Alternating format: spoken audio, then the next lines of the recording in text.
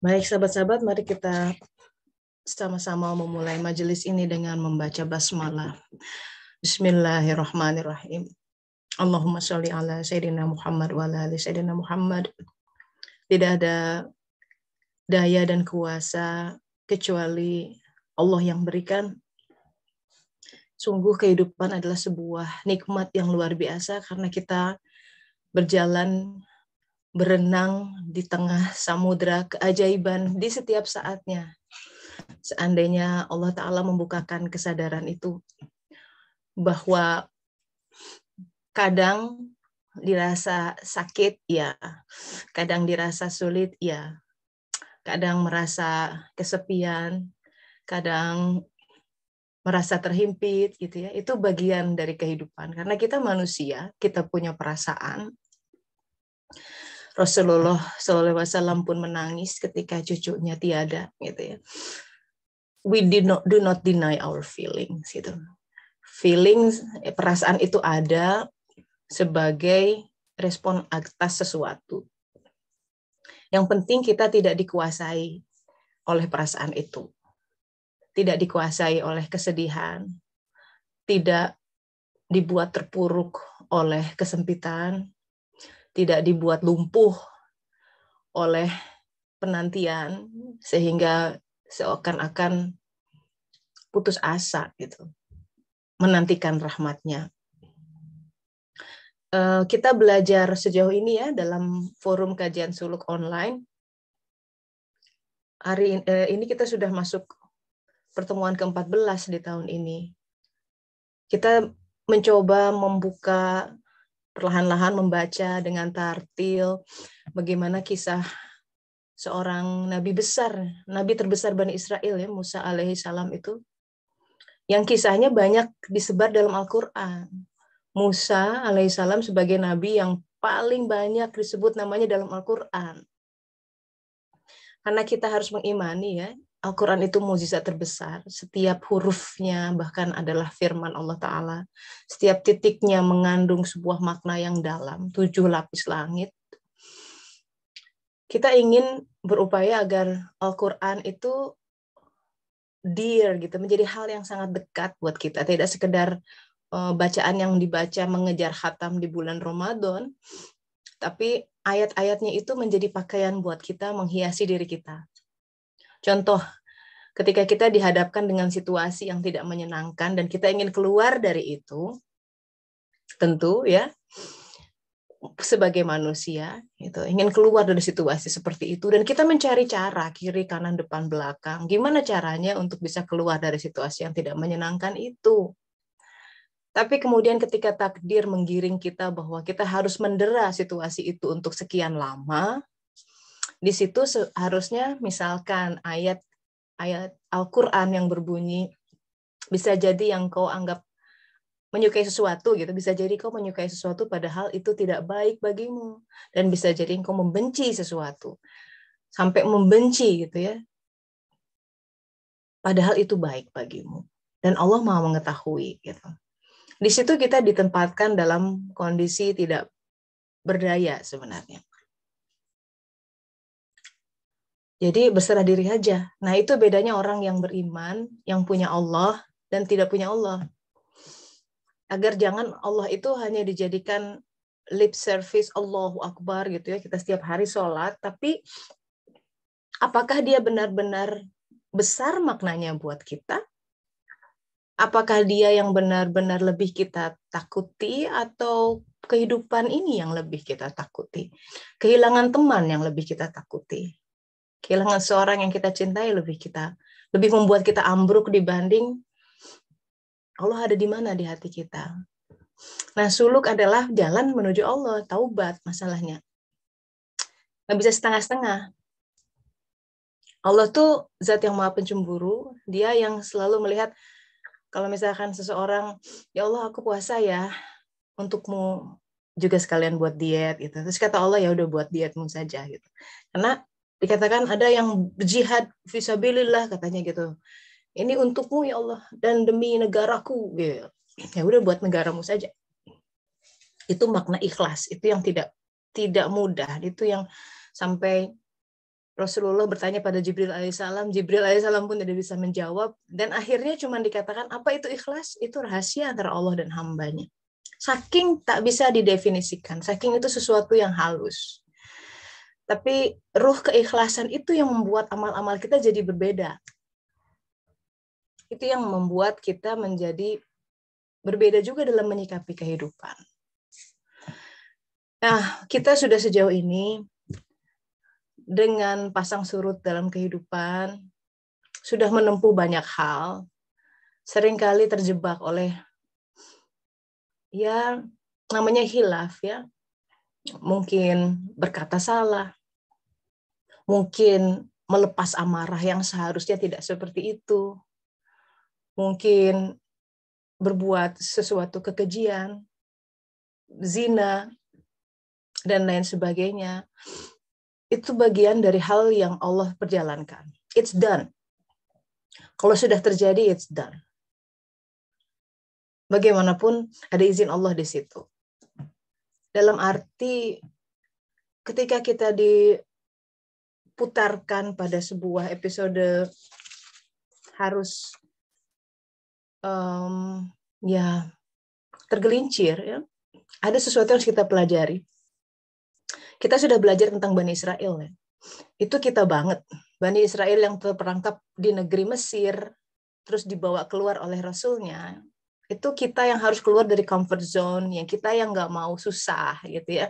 Kita yang lebih memilih hidup dalam kehidupan palsu tapi nyaman dalam tanda kutip dibanding pontang-panting berjihad mencari jati diri. Kadang harus trial and error. Ya, dan itu menakutkan memang. Tapi di jalan pun kemudian masih ada ujian. Apa yang terjadi pada Bani Israel? Dia kembali terjerumus kepada penyembahan patung sapi anak itu ya, patung anak sapi emas. Dan itu dikatakan emasnya dari mana? Lawang mereka lagi ngungsi, ya mereka bawa dari negeri Mesir. Karena kalau ngungsi kan, ayo kita kabur, itu mereka akan ngambil hal-hal yang mereka pikir berharga. Nah itu emas-emasnya diambil. Jadi orang-orang kaya tuh di antaranya Bani Israel itu punya simpanan emas-emas. Itu juga message buat kita, pesan. Kalau kita masih membawa waham lama dari negeri Mesir, masih bawa benda-benda dari negeri Mesir, benda-benda yang berupa waham kenyamanan, yang enak tuh begini, yang comfort tuh begini. Di suatu etape di perjalanan kita, itu yang akan melemahkan. Karena kita akan cenderung memuja itu. Coba dulu ya. Dulu tuh aku enak. Gitu jadi pikirannya terracuni oleh itu.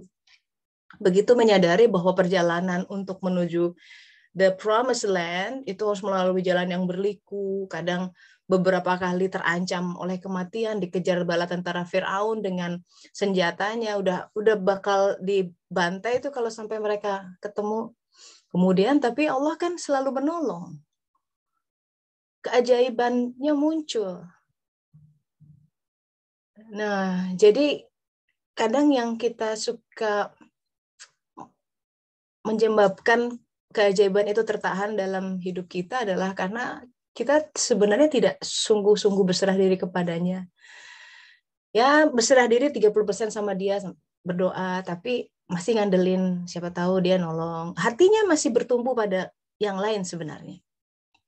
Maka adalah sebuah rahmat Allah Ta'ala ketika kita ditempatkan dalam situasi yang orang udah nggak ada yang nolong.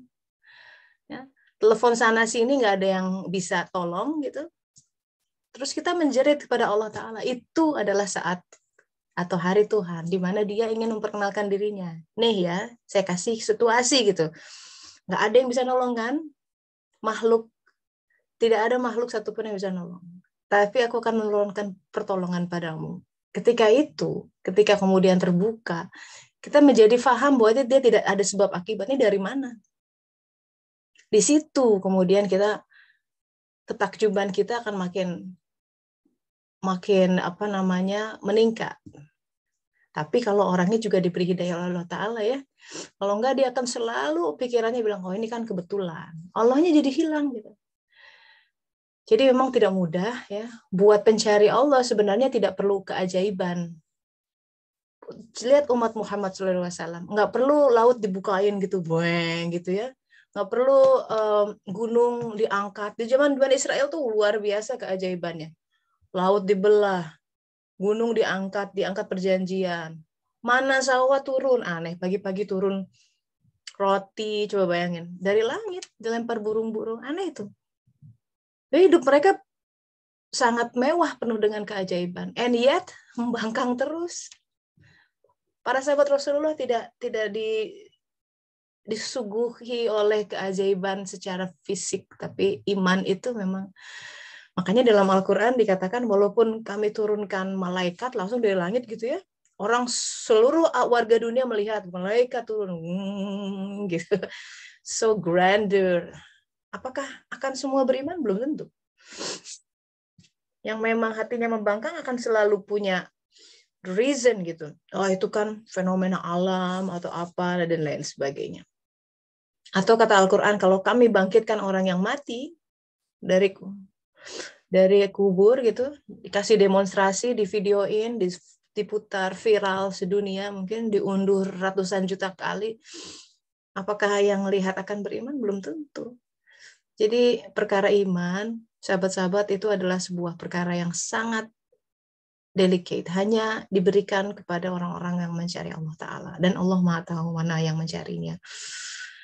Nah, karena ini masih dalam bulan Ramadan, bagaimanapun seruannya, auzubillahiminasyaitonirrajim, ya ayyuhallazina amanu kutiba alaikumusiyam. Jadi yang dipanggil orang beriman. Ya ayyuhallazina amanu kutiba alaikumusiyam. Kami tetapkan untukmu saum. Kama kutiba alal ladzina min qablikum, ujung-ujungnya adalah la'allakum tattaqun, supaya engkau bertakwa. Jadi modalnya adalah iman. Orang tidak mungkin diberi nur iman kecuali dia punya rasa rindu sama Allah Ta'ala. Dia mencari dia, Allah Ta'ala. Dia mulai bosen dengan dunia. Dia mulai kurang gairah lah. Dunia itu ya seadanya aja. Bukan berarti menelantarkannya, tapi dia udah mulai mencari sesuatu yang lebih hakiki. Udah mikirnya tentang akhirat. Bukan berarti kemudian etos kerjanya menjadi menurun, justru makin meningkat. Karena dia tahu, siapa tahu hari ini terakhir, maka ini adalah kesempatan untukku untuk mau bekal di alam sana. Kesempatan untukku setiap nafas ini untuk supaya aku ketika kembali kepadanya dia tertawa, tersenyum menyambutku. Begitu setiap hari yang dia pompakan. Maka ketika dia menghadapi sebuah masalah, hal yang tidak mengenakan, dia ingat itu. Jadi dia lihat apa yang Allah ingin aku respon. Jadi bagaimana respon terbaik yang agar Allah senang. Jadi selalu gitu, Allah, Allah, Allah di mana-mana. Gitu ya. Jadi jangan putus asa atas rahmat Allah. Rahmat Allah itu sangat luas gitu, dikatakan nanti kita akan lihat ya hari ini tentang rahmat Allah Ta'ala, karena kita bicara kaum Bani Israel yang berkali-kali bengal banget. Toh dikasih kesempatan lagi, dikasih nabi baru, dikasih wah luar biasa. Ini menggambarkan orang ya, sebandel apapun, selama dia masih hidup dan dikasih kesempatan bertobat, Allah bukakan jalan, selalu. Kalau Rumi itu bilang gini, come whoever you are. Datanglah sini, siapapun kamu, wanderer, orang yang sedang mencari, worshipper, mungkin penyembah berhala gitu ya, pecinta Allah, ataupun yang sedang kecewa sama Tuhan. Doesn't matter. Dia bilang, ours is not a caravan of despair. Jadi jamaah kami itu, perkumpulan kami itu, persaudaraan kita itu bukan kumpulan orang-orang yang putus asa. Datanglah. Bahkan jika kau telah menyalahi janjimu ribuan kali. Karena kita kan selalu bilang, iyyaka na'budu wa iyyaka nasta'in dalam sholat. Hanya kepada Engkau kami menyembah. Hanya kepada Engkau kami minta pertolongan. Begitu ada masalah, yang disembah sembahan itu ya, sesuatu yang menguasai kita, itu yang kita sembah. Sehari-hari ngomongnya iya karena budu, iya karena stain. Allah tahu, padahal yang lebih menguasai dia itu harga dirinya. Yang lebih menguasai dia hawa nafsunya. Yang dia lebih menguasai dia adalah pandangan di mata orang. Itu sangat bikin dia bergairah, tapi kalau sampai kehilangan dia terpuruk banget. Jadi dia sangat care apa kata orang. Berapa banyak followers gitu ya. Dia makan dari situ. Ya, posting sosial media bukan berarti tidak boleh, tapi ketika kita dikuasai oleh itu jadi berhala buat kita sebenarnya tanpa kita sadar. Nah, we broke our vow thousands, millions of times. Kita tanpa tidak sadar yang melanggar janji kita ribuan kali, jutaan kali. Ketika kita selalu bilang iya karena budu, ya karena stain. Jadi saya tercekat gitu kalau baca itu. Aduh, ya Allah. Tahu kondisi diri, banyak hal yang masih menguasai, tapi gimana lagi? Tapi saya ingin belajar seperti itu. Setidaknya bilang iya karena budu, iya karena stain, sambil menunduk, sambil menangis, istighfar setelah itu. Dan Allah selalu bilang datang. Dalam bukunya Ibnu Arabi itu bilang begini, seseorang hamba ya, seseorang yang kalau menyeru nama Allah dengan hati yang butuh dia, ya kadang kita kalau lagi, biasanya itu tuh kalau lagi punya masalah tuh nyebut Allah tuh dalam ya Allah, sampai nangis gitu. Kalau lagi senang-senang biasanya lupa, atau nyebut dia ya hambar, ya Allah gitu. Tapi begitu kita dalam keadaan tersempit, makanya butuh disempitkan dalam kehidupan tuh untuk merasakan itu. Kita manggilnya kan ya Allah, aku butuh. Nah, begitu in every single calling, katanya di setiap seruanmu ya Allah, Allah menjawab lebaik. Aku datang padamu. Dia ada teman duduk yang selalu menjawab seiring dengan keterbukaan hati kita. Kalau kita benar-benar memanggil dia, hatinya yang memanggil, tidak hanya lisannya, dia datang. Nah, sahabat-sahabat, kedatangannya, kita tidak bicarakan zat Allah. Allah tuh, jadi ada aspek lahir, ada aspek batin, ada aspek ruh, so complicated ya, so kompleks gitu maksudnya. Kedatangan kuasanya saja ya, itu menghangatkan hati dan meninggalkan jejak di dalam jiwa kita. Kalau jiwanya bercahaya, makin bercahaya, dia akan menjejak di fisik. Di raut muka, pancaran mata. Makanya ahli zikir, ahli munajat, itu beda. Nanti dia akan punya ruh sendiri, dia akan punya kekuasaan sendiri. Karena dia sering menyeru Allah, kuasanya datang, karena dia akan datang. Itu hukumnya. Itu dia tidak pernah menyalahi janji. Jadi yang mencegah kita datang tuh tergantung kitanya. Kita manggilnya asal-asalan, ya dia juga nggak terpanggil. Begitu kita panggil dengan ya Allah, jadi kita betul-betul harus mengondisikan hati kita ketika betul-betul ingin berzikir kepadanya. Karena begitu kita zikir dengan sebaik-baik, zikron kasiro, itu yang akan memancing warid, pemberiannya. Dipancing dengan wirid, warid. Ya, itu istilah dalam suluk. Gini tentang rahmatnya ya, Rasulullah SAW bersabda begini. Sesungguhnya Allah Ta'ala setelah selesai menciptakan langit dan bumi, ya dalam 6 masa itu, sebuah penciptaan yang krusial. Setelah itu, dia menuliskan satu kitab yang diletakkan di sisinya, jadi dekat sekali, bahkan di atas arsy. Isinya adalah, sesungguhnya rahmatku mengalahkan amarahku. Itu. Jadi, tahu bahwa manusia punya potensi lemah, punya potensi tersesat, punya potensi jatuh. Jadi sudah diwanti-wanti dari awal, sesungguhnya rahmatku mengalahkan amarahku. Itu yang harus membuat kita, aduh ya teh kok sudah bertahun-tahun belajar begini masih terjebak lagi, kok susah ya teh, biar sabar. Ya jangan putus asa. Memang sulit kalau Allah tidak bantu, makanya kita kan minta rahmatnya.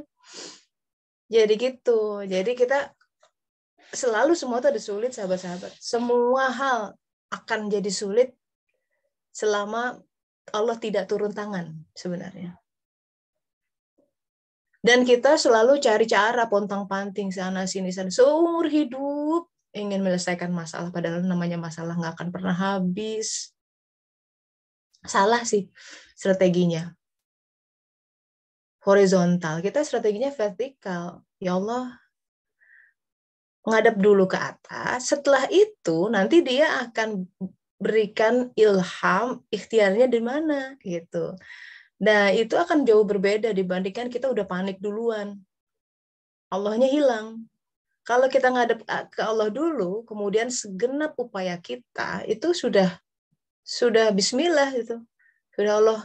Sudah Allah setidaknya kita sudah ijab kabul sama Allah Taala. Perkara misalkan gagal ya dalam pandangan kita, berarti kita harus menerima itu sebagai sebuah pengaturannya. Kan kita tidak paham.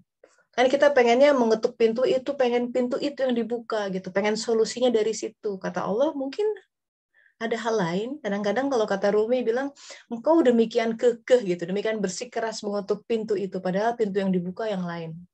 Nah, kadang dalam hidup kita tuh begitu. Selalu terlalu bersikeras, harus begini, harus nikah di tahun ini, harus menikah dengan dia. Masih kata Allah, belum tentu. Nah, kayak gitu-gitu, suluk tuh membawa kita kepada harus open up ya dalam kehidupan. Open up for every possibility. Karena kalau kita sudah kekeh, ya bersikeras, ini yang paling baik buatku, di titik itu kita sudah jadi Fir'aun. Dalam arti dia merasa, kan Fir'aun tuh gini, aku Tuhan semesta alam. Kita nggak berani ngomong Tuhan semesta alam, tapi perilakunya mengatakan pokoknya ini yang terbaik buatku. Itu kan sama aja sebenarnya, kita mendikte Tuhan, pokoknya aku pengen yang itu lah. Aku kata Tuhan, kok tahu apa gitu, harusnya terbuka ya Allah, kalau memang ini terbaik, nah itu kan harus kasih margin di situ. Nah, bicara tentang rahmat, mari kita lihat ayatnya, surat Al-A'raf 156. Ini kelanjutan dari ayat yang kita bicarakan minggu lalu, di mana ketika Musa alaihissalam memilih 70 orang dari kaumnya. Ini setelah episode penyembahan patung anak sapi emas ya. Jadi prosesnya bertaubat kan. Kita lihat ya. Ini di sini tercantum, kan kita meminta rahmat. Sesungguhnya rahmatku, kata Allah Ta'ala sini ya, mengalahkan amarahku. Tapi siapa orang yang diberi rahmat? Ini ada di sini. Jadi ini kaitannya dengan cerita Musa dan kaumnya sebenarnya. Kita baca. Auzubillahiminasyaitonirrajim. Bismillahirrahmanirrahim. Tetapkanlah untuk kami kebaikan di dunia dan di akhirat. Nah, ini kelanjutan dari doa Musa alaihissalam. Sesungguhnya kami bertaubat kepada Engkau. Lalu Allah Ta'ala berfirman, siksaku akan aku timpakan kepada siapa yang aku kehendaki. Dan rahmatku, ya, warahmati, meliputi segala sesuatu. Wasi'at kulla syai'in. Akan aku tetapkan, tetapkan, ini pakai akal kata kataba, sama dengan kutiba alaikumusiyam, kutiba alaikumul qital gitu ya. Fasa'ak tubuha. Jadi aku tuliskan gitu, aku tetapkan rahmatku. Jadi itu kewajiban. Kalau rahmat itu turun kepada siapa? Bagi, ya, ini penting bagi orang-orang yang bertakwa, menunaikan zakat, serta orang-orang yang beriman pada ayat-ayat kami, gitu. Jadi ketika Allah Ta'ala punya satu kitab di atas ars yang menyatakan rahmatku, sesungguhnya rahmatku mendahului murkaku atau mendahului amarahku, tapi rahmat itu diberikan kepada siapa? Pada orang-orang yang bertakwa, zakat, dan beriman pada ayat-ayat kami. Ini sangat relevan dengan saum yang kita setengah lakukan di bulan Ramadan ini. Kalau dalam buku Mysteries of Fasting-nya Ibnu Arabi, Ramadan itu katanya salah satu satu asma Allah. Luar biasa ya. Jadi kita bilang Ramadan ini spesial nih bulan spesial banget. Jadi kalau kita pasti semua sahabat-sahabat ya punya satu pertanyaan yang paling mengganjal, satu permasalahan yang urutannya nomor satu tuh dalam kehidupan kita. Dalam arti dia demikian mengkonsumsi ya, consuming our time, our effort gitu ya, sangat menyita perasaan kita gitu. Apa itu setiap orang pasti punya. Kalau di list gitu ya, mana masalah yang kita paling banyak butuh pertolongan. Kalau mau lihat keajaiban bulan Ramadan dan merasakan, fokus di situ doanya. Jadi setiap kali taraweh gitu ya, setiap kali sholat sunnah, setiap kali sholat, itu gini ya, kalau fokus, nanti kita akan lihat jalan keluarnya. Nanti tunggu, di 10 malam terakhir, ada malam-malam qadar. Malam-malam qadar itu ada ketetapan-ketetapan diturunkan. Pasti yang berkaitan dengan diri masing-masing orang. Secara spesifik. Nah, kenapa kita ngelis berbagai hal yang kita menjadi pikiran buat kita? Karena kita butuh rahmatnya di situ. Kalau ingin membuktikan bulan Ramadan itu beda dari yang lain dengan saumnya, jadi jangan sampai Ramadan lewat gitu-gitu aja gitu. Sibuk nyari kue, sibuk nyari parcel, at the end of the Ramadan justru malam qadarnya hilang. Dan kita sibuk lagi bikin tumpeng, bukan berarti nggak boleh ya, bikin parcel boleh asal nggak menyita waktu lain. Jadi itu bukan yang harus diprioritaskan sebenarnya. Karena kita betul-betul untuk mencapai fitrah hari Idul Fitri itu harus membayar dengan sesuatu yang besar. Karena taruhannya nih hidup kita gitu. Taruhannya adalah keselamatan kita ketika kita kembali ke alam sana melalui gerbang kematian. Saya selamat nggak? Allah happy nggak menerima saya? Or did I do everything that I should do? Gitu. Sudah saya lakukan semua amanahnya atau belum? Nah, gimana kita bisa tahu sudah melakukan kecuali amanahnya pun belum kita identifikasi ya. Kan repot. Itu seperti orang yang belum ngerjain PR terus sudah masuk sekolah pasti gelagapan gitu. Nggak akan mutmainah, nggak akan tenang karena tahu belum siap gitu. Orang yang belum siap mati kan begitu gelagapan ketika syakaratul mautnya juga sakit. Nauzubillah dalam arti ya kita mau mengubah masa depan kita, sahabat-sahabat, dimulai dari hari ini. Dan sebenarnya semuanya it's already given. Jalan yang Allah bukakan untuk kita sejak kita lahir di dunia ini, lahir dari orang tua yang mana, takdir yang melingkupi apa, itulah yang harus kita baca. Seperti ayat pertama mengatakan Iqra. Jadi mari kita kontemplasi lagi tentang apa makna takwa. Kita lengkapi ya untuk melengkapi khazanah kita dengan takwa. Gimana sih takwa itu? Ada suatu dialog antara Musa alaihissalam dengan Allah Ta'ala. Dialognya panjang, tapi saya mau capture di sini karena beliau bertanya, siapa hambamu yang paling bertakwa? Kata Allah Ta'ala, yang banyak berzikir dan tidak lupa. Ya, tidak lupa itu berkaitan dengan karena dia banyak berzikir, dia tidak lupa Allah di balik itu. Zikir itu tidak sekedar subhanallah lisannya. Ketika kita lihat, misalkan kita hilang sesuatu ya, kita berzikir di situ. Kemudian hati kita bilang, ya itu kan semua punya Allah. Itu kita sedang berzikir tuh. Ketika kita sempit, kok nggak ada pelanggan ya, sepi nih jualan. Tapi dalam hati, kan Allah yang ngasih rezeki. Tunggu aja nanti pasti ada. Kita sedang berzikir di situ. Semua hal ketika kita mengingat dia itu zikir. Kata An-Nifari dalam kitabnya Allah Ta'ala berfirman, hambaku yang menyerahkan semua hal kepadaku gitu. Itu hamba yang disebut hamba yang dipercaya, adalah hamba yang menyerahkan semua hal. Dipercaya, dia tidak lupa bahwa Allah di balik itu semua.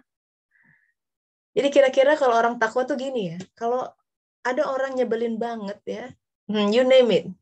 Ya, sudah setua ini kita menghadapi berbagai orang yang nyebelin ya kan. telepon ngomong begini ya, atau yang nipu, ada aja yang memfitnah, ya kan? Apalah melakukan kerusakan pada kita. Seringkali kalau ada konflik di dunia ini, kita cenderung nunjuk tangan orang lain, cari kambing hitam. Gara-gara dia aku begini. Gara-gara dia tuh rumah tanggaku begini. Gara-gara dia karirku begini. Gara-gara dia anakku begini. Terus dia. Lupa bahwa kalau Allah tidak izinkan si dia itu nggak akan bisa bergerak. Orang yang takwa, nah ini membangun ketakwaan sih, soalnya Ramadan ini kalau kita takwanya pengen meningkat, jangan lupa di balik daun yang jatuh, di balik orang yang ngirim WhatsApp, di balik orang yang say hello, di balik nyamuk yang menggigit, di balik virus yang tiba-tiba masuk tubuh kita dan membuat kita sakit, ada izin Allah di situ. Allah mengizinkan. Dulu zaman corona, walaupun wah jutaan orang, ada juga yang nggak kena misalkan. Kok bisa ya gitu? Emang-emang yang harus keluar karena kalau nggak ada jualan dia nggak bisa makan gitu. Diselamatkan, bisa juga. Virus kan makhluknya, atau Allah bilang jangan masuk. Walaupun ikhtiar ada, gitu. Tapi kita suka lupa ya bahwa di balik itu ada Allah. Di balik resesi, you name it lah, gejolak politik sana sini, gagal ini, gagal itu, terus kita gara-gara dia, terus aja begitu. Lupa berhenti dulu, tantar, kenapa Allah izinkan begini? Gerakannya kok jadi gini ya? Gitu harusnya. Jadi takwa itu tidak lupa sama Allah, banyak berzikir. Itu hamba yang paling bertakwa. Jadi ini kontemplasi buat kita juga. Ramadan ini melatih kita untuk meningkatkan takwa.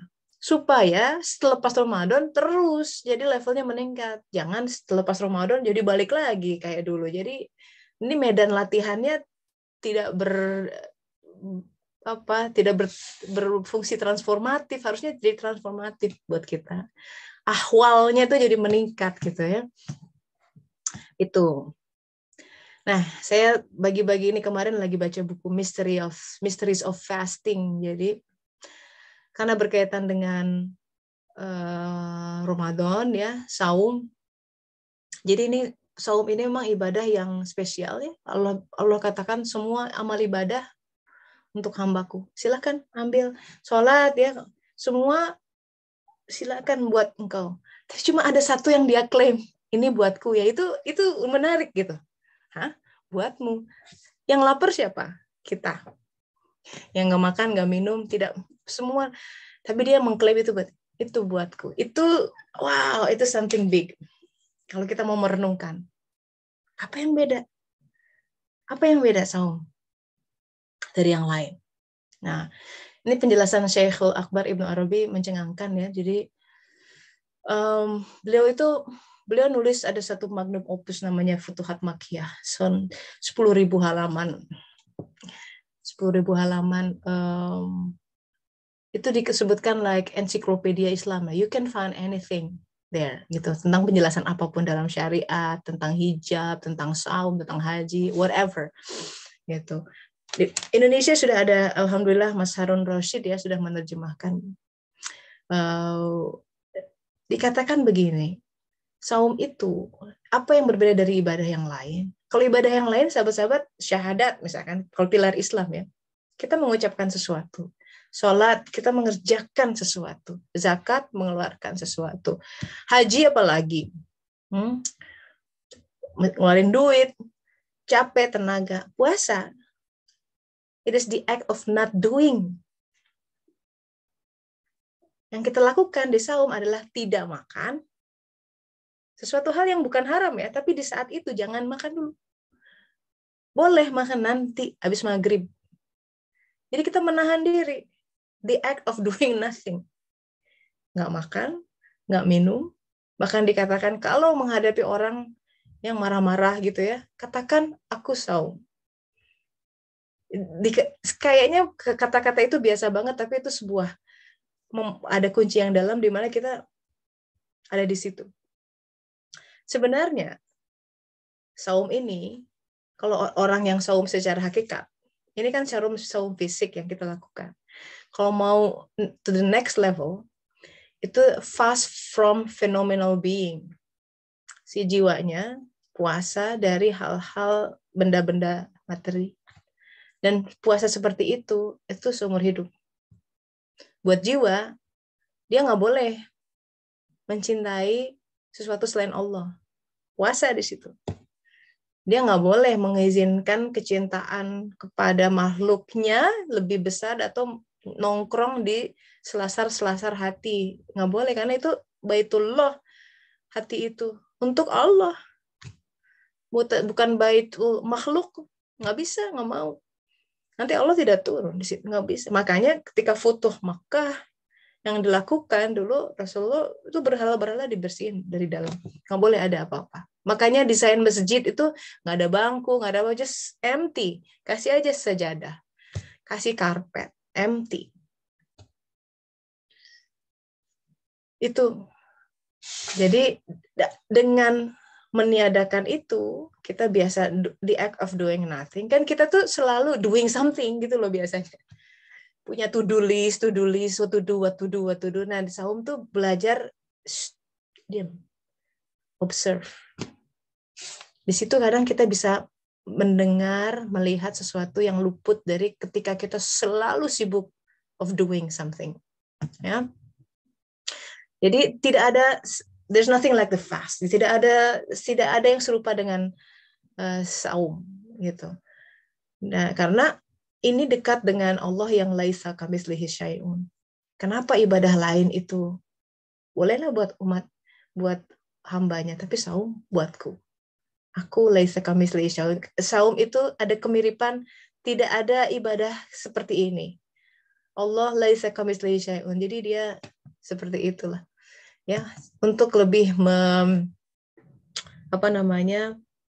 menghayati saum kita. Jadi memaknai ketika kita menahan lapar, menahan haus, ya ini untukmu ya Allah, ini untukmu ya Allah. Rasanya tidak ada hal yang lebih membahagiakan ketika dia mengambil itu ya, persembahan kita. Sholat kita belum tentu tuh diambil, apalagi kurang khusyuk gitu ya. Zakat, infak, wah bercampur ria. Ibadah yang lain, mengerjakan sebuah kekaryaan itu pun bercampur ujub. Kalau sahabat-sahabat ingat di satu episode kita sudah membahas tentang 7 lapis langit dengan 7 malaikat penjaga langit. Gimana susahnya satu amal naik. Ini saum katanya untukku. Makanya bagi orang yang berpuasa, kata Rasulullah, ada 2 kebahagiaan. Ini udah sering didengar hadisnya. Tapi kalau direnungkan, dahsyat. Kenapa kebahagiaan ketika berbuka equal dengan kebahagiaan ketika bertemu dengan Robnya? Nah, di situ kita bertafakur tuh. Orang saum ketika berbuka, kan kita ya, kok kebahagiaan berbuka tuh minum aja udah yang wah, bener nggak sih?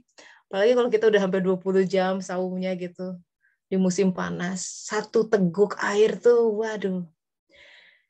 Kalau kita zoom in ya, slow motion di situ, sahabat-sahabat. Orang yang tengah berbuka, dia menegukkan air ke dalam mulutnya, menunggu waktu azan. Ya. Jadi kalau kita lihat episode itu, penggal itu slow motion, betul-betul patuh kan. Saya ingat dulu waktu maghrib tuh, nunggu 5 menit tuh waktu yang lama, padahal udah seharian enggak. 5 menit terakhir itu yang paling berat. kapan begitu beduk azan, baru beduk belum azan udah wah. Jadi kebahagiaan itu adalah ketika kita menahan diri ya seharian penuh, tapi kita berbuka pun dengan perintahnya, saking nunggu azan. Itu makanya wah, saum, there's nothing like saum. Jadi itu mirip icip-icip dengan kebahagiaan ketika akan bertemu dengannya. Semua ditahan ya. Di alam ini kita nggak bisa melihat dia. Musa alaihissalam pernah mencoba itu. diabadikan dalam Al-Quran. Aku ingin melihatmu. Baru malaikatnya turun, gunung aja pecah berhamburan. Dan dia pun pingsan, dikatakan gitu. Mata ini tidak bisa melihatnya di sini. Makanya kata Rasulullah, nanti engkau akan melihat Allah Ta'ala seperti engkau melihat bulan purnama. Di sini itu kita baru melihat hilal sedikit. Sabar, nanti Allah sudah berjanji dalam Al-Quran, semua orang akan ketemu. Masalahnya, kalau ketemu dia mau ngomong apa? Yang ada malu dulu ya kan, karena semua diomongin semua nih. Sebelum ketemu dia kan ada padang mahsyar, semua diaudit hidup kita. Kenapa tanggal sekian, jam sekian pergi ke sana? Kenapa nggak ke sini? Kan ada dua pilihan. Kenapa kamu pilih yang itu? Kenapa ketika aku memberikan kamu uang segini, kamu belanja ini ke sana? Waduh, auditnya bikin. Ya, makanya kata Rasulullah, ingat akan hari itu, kita udah berlindung kepada Allah Ta'ala, murka Allah Ta'ala. Hadisnya panjang, tapi ini bicara tentang sedekah, sahabat-sahabat. Mumpung Ramadan ya, banyak-banyak sedekah. Itu adalah pelindung dari api neraka. Pelindung dari murka Allah Ta'ala. Ini berkaitan dengan rahmat. Karena kita bersedekah, kita mencoba merahmati semesta. Dan sedekah itu tidak mesti dengan uang. Kalau punya uang lebih, by all means do that, gitu ya. Tapi kadang membantu, nih RT nih bersihin lingkungan. Tuh kan Solokan kotor banget, saya sedekah tenaga gitu. Sedekah takjil buat ibu-ibu, masakin orang dan lain sebagainya. Jangan hilangkan satu hari kecuali kita berbuat kebajikan, sedikit apapun. Ya, itu kira-kira pesan hari ini. So it's time to share your experience, ya, your apa sides. Gimana nih hari ini topiknya? Apa yang sahabat-sahabat bisa ambil hari ini? Anyone wants to share? Silakan langsung di unmute aja atau boleh kirim pesan ke chat ya. Silakan sahabat-sahabat. Bulan Ramadan. Ya, dikatakan memang bulan pembakaran katanya. Jadi memang dia akan membakar semua keterkaitan kita. Dimulai dengan keterkaitan, kemelekatan kita sama makanan. Dan kita sama makanan tuh, sehari 3 kali mesti gitu. Mesti pakai makanan yang itu dimulai dipotong-potong. Seharian nggak makan, nggak minum, tidak berhubungan suami istri gitu ya. But more than that, itu kan puasanya yang fisik, si jiwa harus apa gitu. Nah itu serunya nanti selama bulan Ramadan mesti ada yang nguji tuh. Nah di situ kita harus beda responnya. Aku lagi saum nih, harus berbeda. Harus lebih sabar, lebih pemaaf, ya, lebih bijak lah menghadapi semua. Pelan-pelan ya, naik biar di-upgrade gitu. Walau alam. Silakan Mbak Ade, Mbak Dia, Bu Eli, Mbak Tini. Apa perenungannya nih hari ini tentang rahmatnya, apa yang kita sudah diskusikan terakhir? Ya, ada yang mau share? Silakan Mbak Dia, langsung di-unmute aja. Ya, Assalamualaikum Teh Tessa. Waalaikumsalam. Mohon maaf ya Teh, off cam nggak apa-apa ya. Ya, ya di Ramadan kali ini tuh saya ngerasa Allah sayang banget gitu ya Teh. Nah ngerasa lagi ada permohonan khusus buat khusus anak gitu ya Teh. Yang waktu itu ini permohonannya kan anak gitu. Ibu mama tolong doain kakak gitu. Kakak kan kebetulan belum waktunya, belum haid gitu. Sementara teman-teman sekolahnya tuh udah haid, terus dia udah sempat ke dokter, terus udah misalkan untuk periksa ini, periksa itu gitu ya. Terus saya cuma bilang sama kakak aku itu gini, Kak, ini kan bentar lagi bulan Ramadan, tunggu dulu aja ya. Di awal Ramadan saya cuma bilang, kakak bermohon yang sungguh-sungguh, nanti insya Allah dikabulkan gitu. Mama juga berdoa khususan kakak kan pengennya itu ya.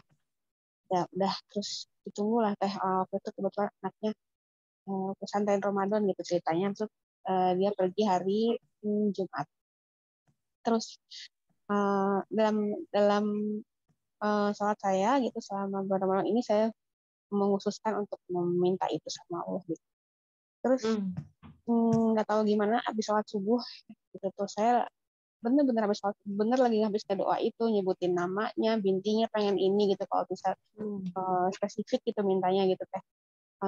Kak, ini anak saya pengen ini ya Allah, tolong diberi gitu, tapi sesuai waktumu gitu, dalam keadaan sehat. Kita kan sebagai manusia cuma bisa berusaha. Terus nggak selesai sholat subuh masih dalam keadaan mengangkat tangan gitu, terus tiba-tiba asisten gitu bilang, ibu ada telepon dari kakak gitu, karena kan kebetulan ada free time pegang telepon gitu teh di waktu gitu. Terus si aku bilang, mama aku haid alhamdulillah gitu. Itu rasanya nangis teteh. Terus saya sampai, kakak yang bener gitu, yang ada di depan saya tuh, ya Allah ini saya barusan nyebut gitu. Terus oh berarti engkau tuh mendengar ya, maha mendengar, saya sampai yang nangis gitu. Terus sampai yang kakak cuma bilang, mama kenapa, enggak apa-apa kak, mama cuma ngerasa oh ya Allah sayang banget ya. Dan apa tuh satu lagi menunjukkan sama kita kalau kita bersungguh-sungguh memohon dan yakin bahwa Allah mengabulkan tuh, insya Allah dapat gitu ya teh. Walaupun mungkin emang kalau teteh bilang ya, kalau kita memikirkan emang udah waktunya aja dapat gitu kan ya, kalau misalnya yang nggak yakin. Tapi saya ngerasanya wah ya Allah, terima kasih engkau mendengar gitu. Itu yang buat saya yang wah luar biasa. Satu gitu yang nggak menunjukkan bahwa kalau kita bersungguh-sungguh memohon, ya insya Allah kalau memang udah jalannya didapat. Dan rasanya tuh seneng banget waktu pas itu dikabulkan. Itu dari hal yang kecil ya teh, yang mohon itu cuma yang seperti itu gitu. Buat saya itu luar biasa gitu. Apalagi kalau kita mungkin memohon yang lain ya, rasanya saya juga habis doa itu rasa ngerasa malu, aduh kok rasanya memohonnya keduniawian banget gitu. Sementara kan sebenarnya harusnya kita memohon yang lebih, pasti Allah dengar gitu. Untuk yang sekecil ini aja tuh Allah mendengar dan mengabulkan. Mungkin itu teh hikmah di Ramadan. Terus saya alhamdulillah.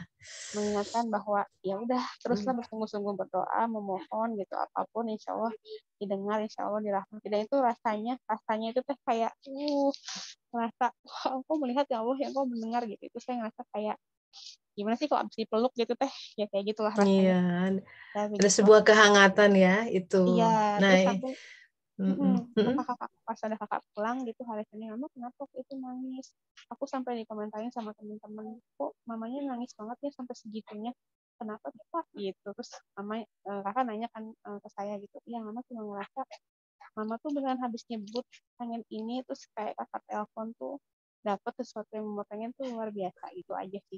Itu teh makasih. Mungkin ya maaf kalau misalnya ceritanya cuma sekecil itu, nggak ada yang kecil ya. Saya pikir semua, seperti saya bilang, semua itu medan keajaiban. We live in a miraculous world.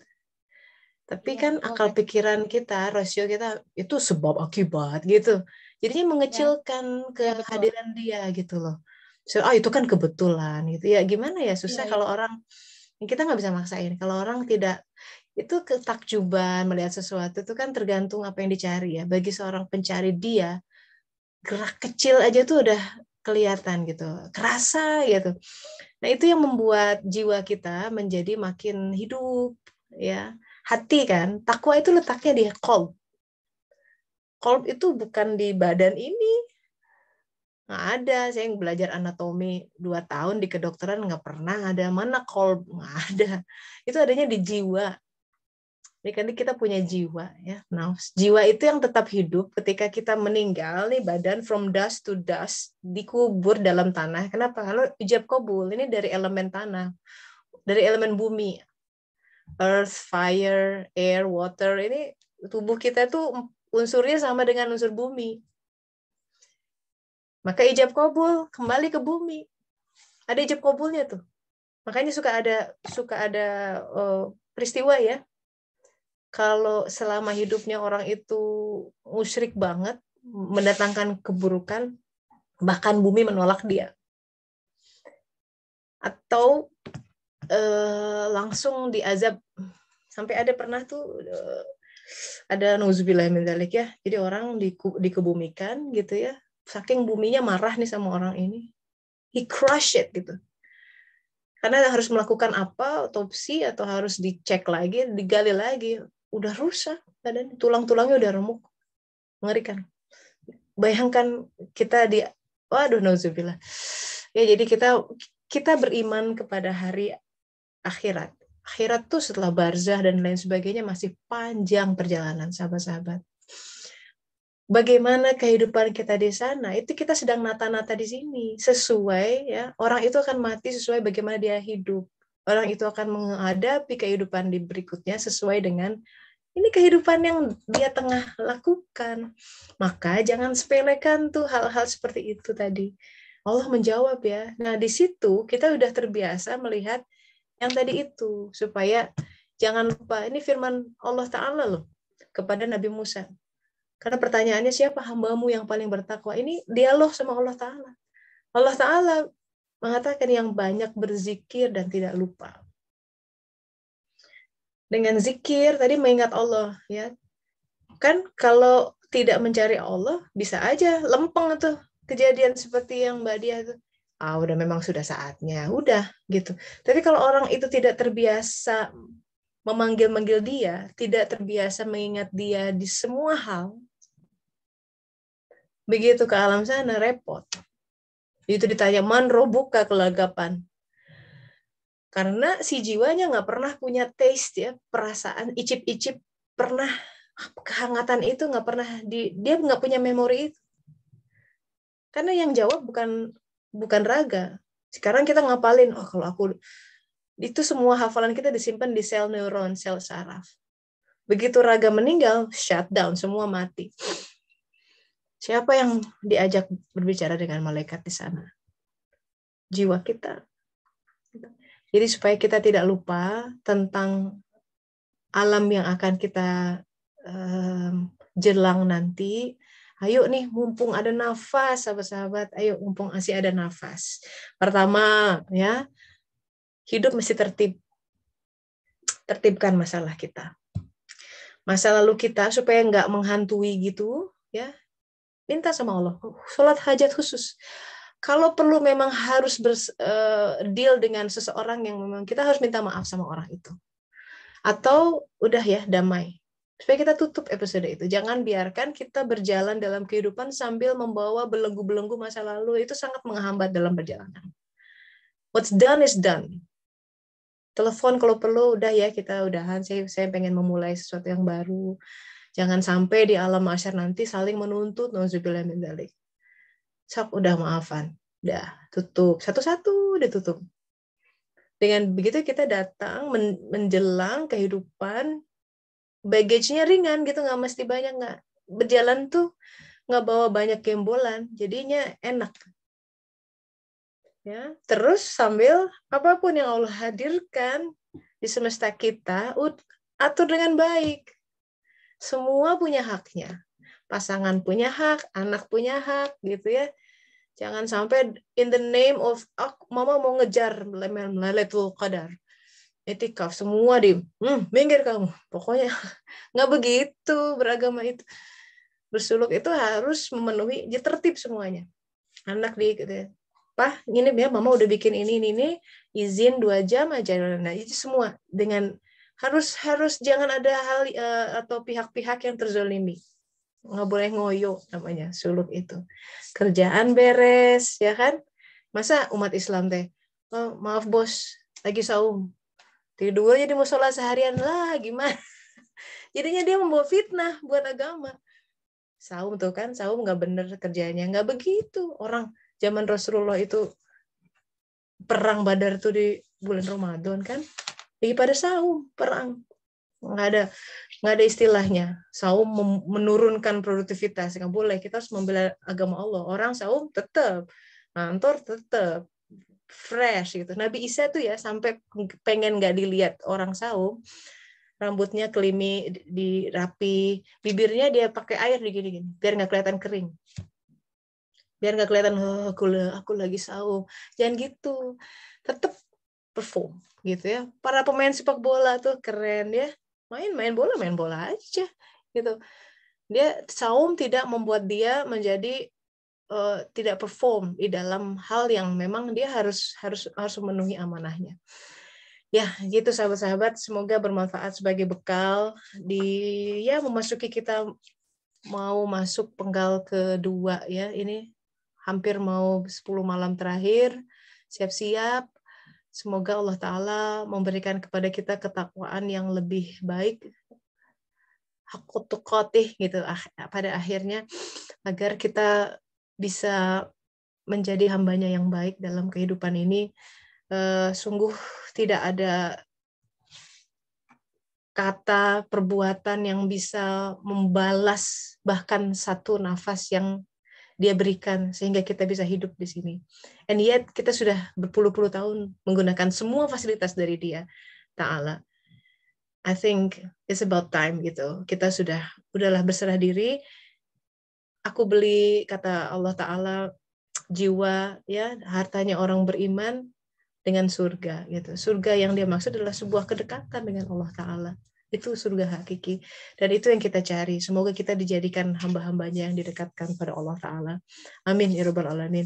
Kita tutup dengan doa akhir majelis. Subhanaka Allahumma wa bihamdika asyhadu alla ilaha illa anta astaghfiruka wa atubu ilaik. Alhamdulillahi rabbil alamin. Terima kasih sahabat-sahabat. Terima kasih Bu Tessa. Ya, semoga bermanfaat. Terima kasih. Sehat-sehat ya Teh. Sama-sama, selamat berbuka di Indonesia. Selamat Udah berpuasa, Teh buka Tessa. ini. Sehat-sehat. Maria. Assalamualaikum warahmatullahi wabarakatuh.